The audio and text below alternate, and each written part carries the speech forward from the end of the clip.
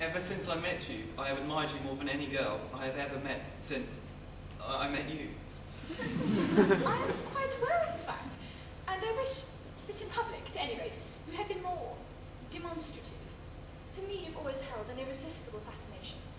Even before I met you, I was far from indifferent to you. We live, as I hope you know, Mr. Worthing, in an age of ideals.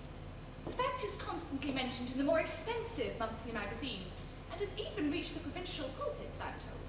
And my ideal has always been to love someone of the name of Ernest. There is something in that name that inspires absolute confidence. The moment Algernon first mentioned he had a friend called Ernest, I knew I was destined to love you. You really love me, Gwendolyn? Passionately.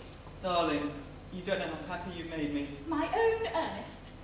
But you don't mean to say that you couldn't love me if my name wasn't Ernest? But your name is Ernest. Yes, I know it is, but supposing it was something else. Do you mean to say that you couldn't love me then? Well, that is clearly a metaphysical speculation, and like most metaphysical speculations, bears very little resemblance at all to the actual facts of your life as we know them. Personally, darling, to speak quite candidly, I don't much care for the name of Ernest. I don't think it suits me at all. It suits you perfectly. It is a divine name. It has a music of its own. It produces vibrations. Well, really, Gwendolyn, I think there are lots of other much nicer names out there. I think Jack, for instance, a charming name. Jack. No, there is very little music in the name Jack, if any at all, indeed. It does not thrill. It produces absolutely no vibrations. I have known several Jacks, and they all, without exception, were more than usually plain. Besides, Jack is a notorious domesticity for John, and I pity any woman who is married to a man called John. She must never know the entrancing pleasure of a single moment's solitude. No, the only really safe name is Ernest. Gwendolyn, I must get christened. We must get married at once. There is no time to be lost. Married, Mr. Worthing? Well, surely you know that I love you, and you led me to believe that you weren't completely indifferent to me. I adore you. But not yet. Nothing has been said at all about marriage. Subject has not been touched on. Well, may I propose to you now? I would consider it an admirable opportunity, and to spare you any possible disappointment, Mr. Worthing, I think it only fair to tell you frankly beforehand that I am determined to accept you. Gwendolyn. Yes, Mr. Worthing, what have you got to say to me? You know what I've got to say to you. Yes, but you don't say it. Gwendolyn, will you marry me? Of course I will, darling. How long you've been about it? I'm afraid you've had very little experience in how to propose. My own one. I've never loved anyone in the world but you.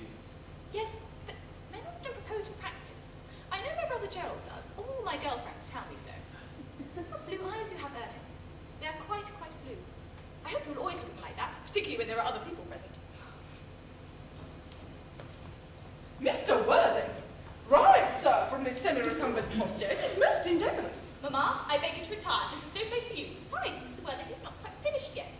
Finished what, may I ask? I'm engaged to Mr. Worthing, Mamma. Pardon me. You are not engaged to anyone. When you do become engaged to someone, I, or your father, may help permitting, will inform you of the fact. An engagement should come on a young girl as a surprise, pleasant or unpleasant as the case may be. It is hardly a matter that she could be allowed to arrange for herself. Now, I have a few questions to put to you, Mr. Worthing, while I'm making my inquiries. Gwendolyn, you're waiting below in the carriage. Mamma! In the carriage, Gwendolyn.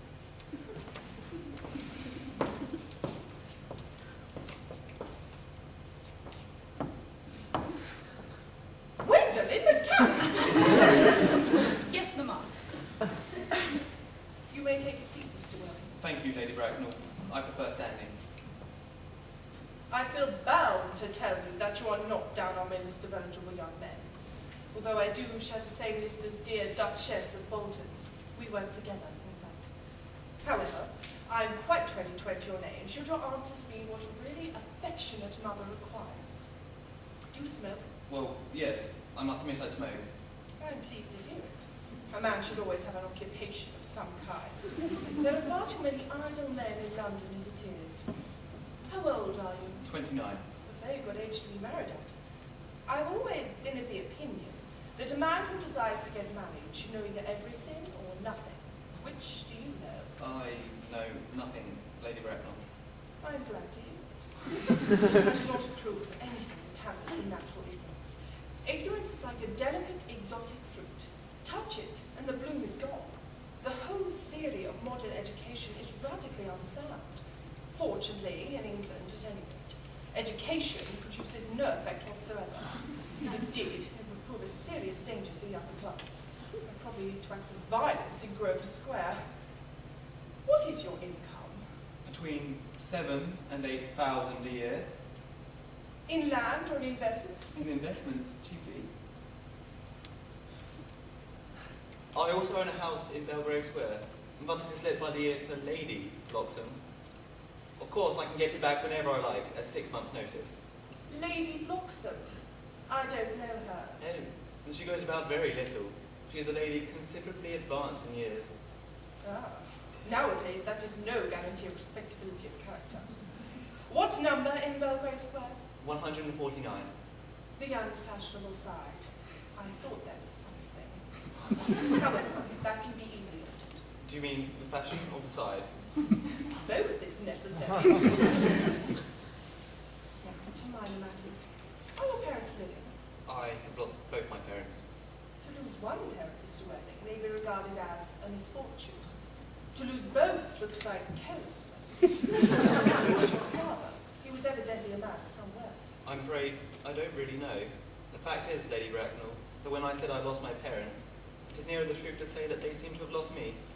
I don't actually know who I am by birth. I was found. Found? Yes, by the late Mr. Thomas Cardew, an old gentleman of very kindly and charitable disposition, found me and gave me the name of Worthing. Worthing is a place in Sussex. It is a seaside resort. Where did this charitable gentleman with a first-class ticket for this seaside resort find you? In a handbag. A handbag? Yes, in a handbag. A somewhat large, black leather handbag, with handles to it. An ordinary handbag, in fact. In what locality did this Mr. James or Thomas Cardew find this ordinary handbag? In the cloakroom at Victoria Station. It was given to him in mistake for his own. The cloakroom at Victoria Station? Yes, the Brighton line. The line is immaterial.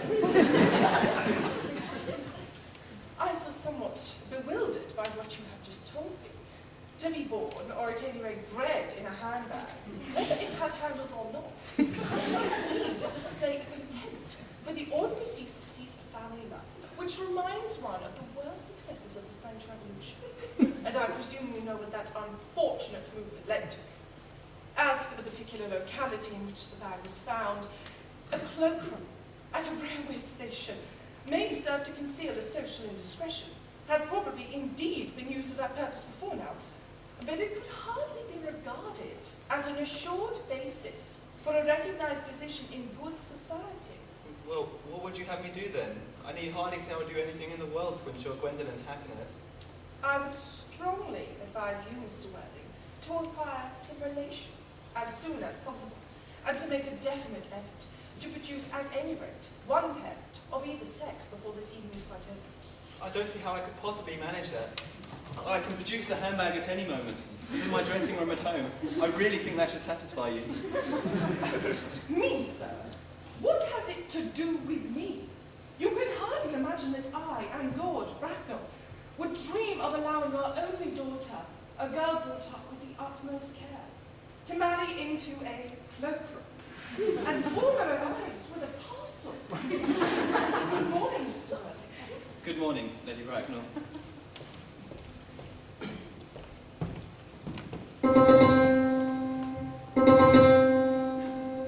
Stop playing that ghastly tune, Algie! How idiotic you are! Didn't it go off right, old boy?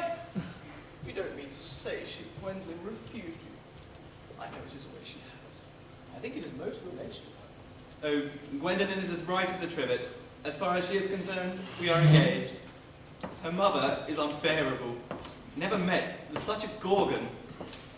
Gwendolyn? Upon my word. Algie, kindly turn your back. I have something very